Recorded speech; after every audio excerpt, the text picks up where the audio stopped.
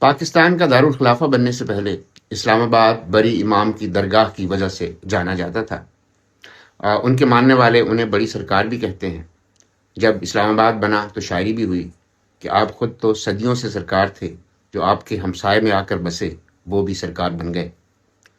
بڑی سرکار کے سائے میں بسنے والی چھوٹی سرکار نے ملک تو جیسے چلایا سو چلایا، لیکن اپنے لیے ایک جدید شہر بھی آباد کیا اور بڑے بڑے گھر بنائے۔ حالانکہ حکمرانوں کے پاس اپنے آبائی شہروں اور دیہاتوں میں گھر موجود تھے، لیکن انہوں نے اسلام آباد میں اپنے آپ کو گھر الاٹ کیے۔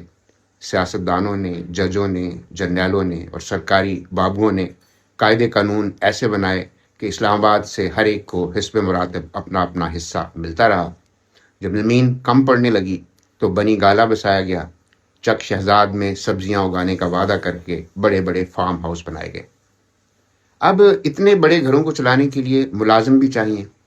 باغیچوں کے لیے مالی، کوک، ڈرائیور، گیٹ پر کھڑے چوکیدار۔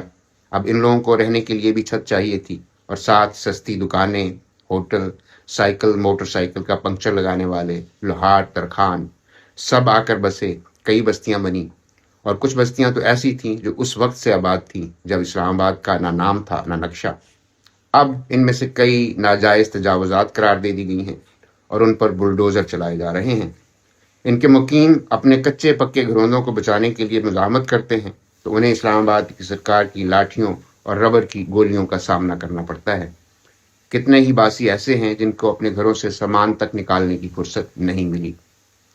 بڑی سرکار کے ارد گرد بھی دکانوں، گھروں اور بستیوں کو ہماری چھوٹی سرکار مسمار کر رہی ہے، اور ہمیں یہ بتا رہی ہے کہ یہاں پر اصلی اور واحد سرکار کون سی ہے۔